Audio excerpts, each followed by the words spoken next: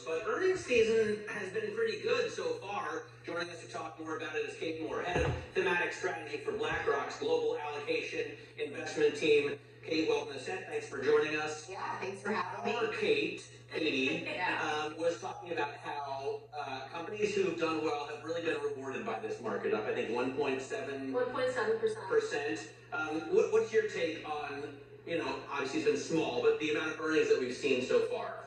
I think the earnings are coming in strong. I mean, not exceptional, but I would say strong. We all know this. We had a bar lowering event over the last couple of months going into the reporting. So I love what's coming out so far. We all know that next week obviously is the big week.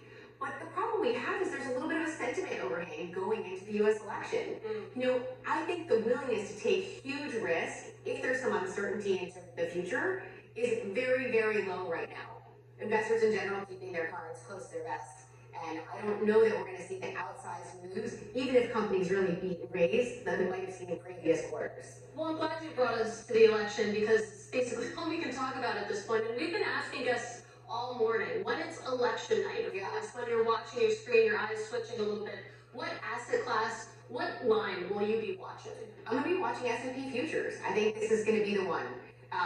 What happens in terms of overall equity risk is going to be the most important sentiment indicator. And here I'm going to say something a little controversial, which is that I think regardless of where the election might be going, I don't know that we're going to know on election night or even the next morning, I suspect there's going to be a little bit more risk on trade because the fundamentals look pretty good. The macro has stabilized and financial conditions are easy. We have this great backdrop for risk assets, and yet everyone is in this tight holding pattern as they're worried about what the election outcome might be. It's a bit of an excuse, and I suggest that we might see up or up. Well, I was going to say, basically stock tripping either way. You didn't name sectors in there, and how much does either candidate matter for different sectors, given the differences they have? Okay, so every week we have a different theme at Blackrock in terms of the daily global meeting. I happen to be hosting it, the global meeting this week, and the question I've been asking everyone is, what do you think is the most election-proof sector, trade, asset idea? And everyone has to vote on this, and different traders and investors opine on it every morning. And here's what we're coming out of. The democracy. Yeah. And here's what we're coming out of. There are a couple areas where, especially in the equity market, that may be policy insensitive or less policy sensitive.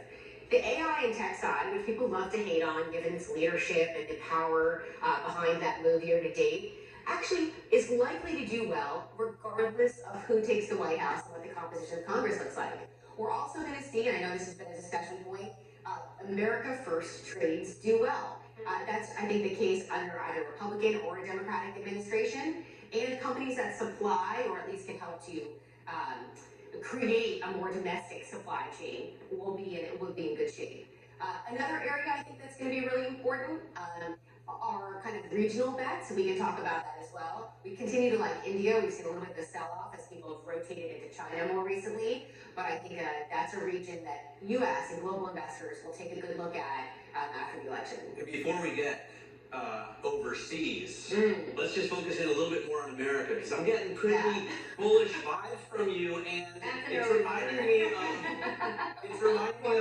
we had an interview with Brian Moynihan last night. Height Strauss sat down with the Bank of America CEO, and he sounded also like he's a little worried that this economy could be running hot. He doesn't want the Fed to cut too much. That's right. He said, which, he says no landing. That means they're going to have to keep worrying about inflation. What do you think about that view? Well, I think there's a big gap between what's happening on the ground and the narrative. And that narrative that's just been in the media and the narrative that has been propagated by both parties. Because everyone's talking about how they will change things. Instead of acknowledging the fact that the economy actually is in pretty solid shape. We're running between 2 and 3% GDP growth for the second and third quarters.